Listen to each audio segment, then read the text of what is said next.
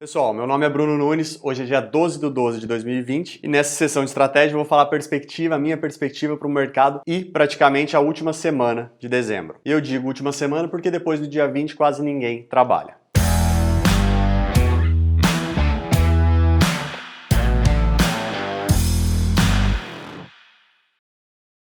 Pessoal, essa sessão de estratégia ela tem duas partes, uma parte gratuita que eu posto aqui no YouTube. Se você gostar, se ela for útil para os seus investimentos, clica no botão de curtir aí embaixo e se inscreva no canal que toda semana eu posto uma sessão de estratégia. E a segunda parte é exclusiva para os assinantes da Nomad Academy. Mas vamos lá, no ambiente macro, o que a gente tem que estar de olho essa semana? Qual que é o principal evento da semana? O principal evento da semana é a reunião do Fed, do Federal Reserve, Banco Central Americano, na quarta-feira. E por que eu acho que a decisão do Fed de quarta-feira pode movimentar o mercado? Será que é porque eu acho que eles vão diminuir a taxa de juros? A taxa de juros está em zero praticamente, de 0 a 0,25. Tem alguma chance deles diminuírem a taxa de juros? Não, não tem nenhuma chance, eles não vão diminuir. Então, o que pode acontecer que vai movimentar o mercado para cima ou para baixo, caso aconteça e caso não aconteça? A primeira coisa que a gente pode ter, e é a mais importante, mas é uma das menos prováveis, eu não acho que o Fed vai fazer isso agora,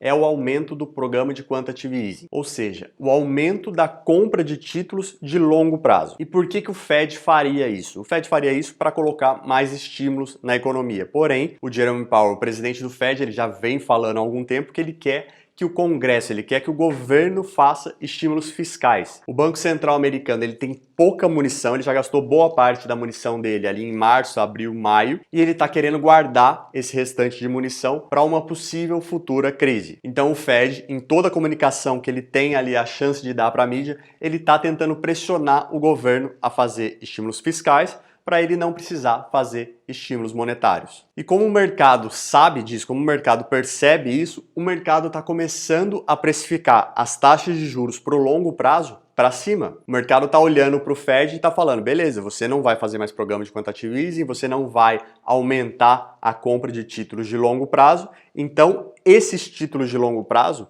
mercado, acho que os juros vão para cima. Se você não está comprando, se você não está aumentando a demanda por títulos, quando você aumenta a demanda por títulos, o preço do título sobe, os juros caem. Então, como você, Fed, não está comprando mais títulos, o preço do título não está subindo, os juros não está caindo. Ou seja, os juros ele está se mantendo constante no longo prazo, ou até aumentando. E por que ele aumentaria? Ele aumentaria porque o mercado precificou para baixo durante a crise dos juros e agora ele está corrigindo para cima. Só que se os juros aumentar no longo prazo, isso implica em dois problemas para o Fed e para o governo americano em geral. O primeiro problema é que fica mais caro você rolar a dívida, você refinanciar a sua dívida. Quanto mais alto os juros, mais caro fica para você emprestar mais dinheiro. E o segundo motivo é que quanto maior os juros no futuro, os juros de longo prazo, menos incentivo para a economia você tem, menos pessoas vão construir, menos pessoas vão emprestar dinheiro para abrir um negócio. Os juros de curto prazo, ele determina mais o fluxo do dinheiro, para onde que vai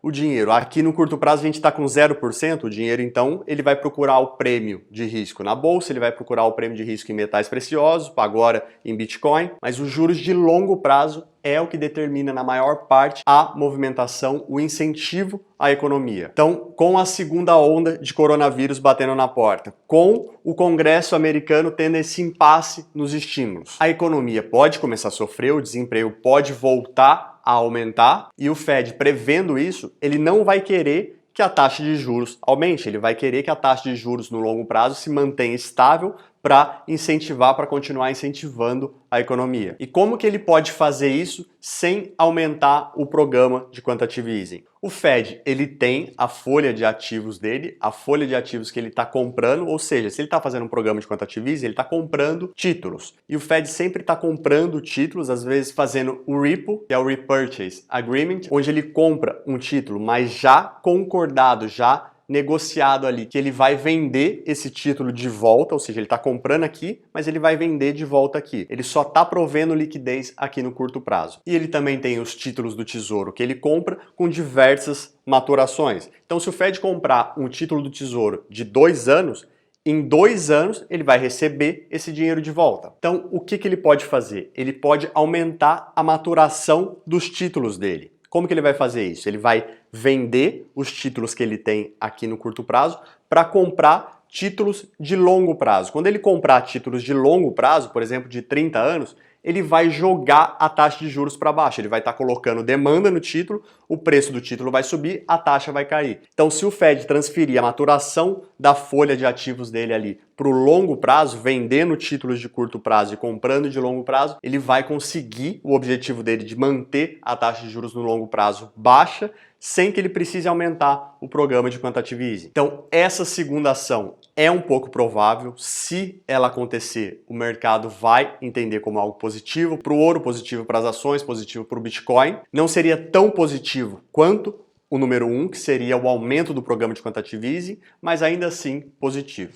Em terceiro lugar, o que o Fed pode fazer nessa reunião de quarta-feira é anunciar ou falar algo a mais sobre controle da curva de juros. Isso é bem pouco provável, essa é uma munição que eu tenho quase certeza que o Fed vai guardar para a próxima crise. O controle da curva de juros seria praticamente um forward guidance, onde o Fed falaria quanto de juros, ele especificaria até quanto de juros que ele deixaria a curva subir no futuro. Então, o título de 30 anos, até onde o título de 30 anos poderia subir antes que o Fed comece a comprar títulos. Ou seja, o Fed vai falar para o mercado, eu vou controlar a curva de juros, se a curva de juros inclinar muito, se os juros de 30 anos subir até certo ponto, nesse ponto eu vou começar a comprar e eu vou jogar ele para baixo. Então, fazendo esse forward guidance, falando isso para o mercado, se o Fed falar isso para o mercado, quando o juro subir, o próprio mercado já vai precificar e é muito provável que o Fed nem precise entrar ativamente ali comprando. E qual que é o resumo da história? O resumo da história é que o mercado está esperando alguma coisa diferente. Durante as últimas 3 reuniões do Fed, o Fed praticamente não falou nada, ele só manteve o que ele estava fazendo, diminuiu um pouco ali a compra de títulos e agora durante esses últimos meses alguns representantes do Fed já falaram que eles pretendem manter essa compra, eles não vão diminuir mais, eles vão manter ou aumentar. Então o mercado já está esperando isso, mas nessa reunião, por causa da segunda onda de coronavírus e por causa do impasse dos estímulos no Congresso, o mercado está querendo alguma coisa. Ou seja, se o Fed mantiver, se você pegar a ata do Fed da reunião passada, comparar com a ata dessa reunião e não tiver mudança nenhuma, eu acho, na minha opinião, que o mercado cai. Por que eu acho que o mercado cai? Porque essa semana, para mim, é a última semana possível de estímulos esse ano. E se não tiver estímulos esse ano, dia 5 de janeiro a gente já tem votação para o Senado na Geórgia, depois a gente tem lá dia 21 o Biden assumindo, e eu acho que os estímulos vão se postergar. Ou sai agora, ou vai sair depois no final de janeiro. Então, se essa semana Fed sem mudança e não estímulos, o mercado deve corrigir, a gente não deve ter aquele rally de Natal. Porém, se um dos dois, qualquer um dos dois, acontecer, eu acho que o mercado sobe forte, sem a necessidade dos dois acontecerem. Se os dois acontecerem, eu acho que o mercado explode para cima. Pessoal, para quem viu esse vídeo no YouTube, se tiver alguma pergunta, deixa aí embaixo. Agora eu vou ficar aqui só com os alunos da Nomad Academy. Um abraço e até a próxima.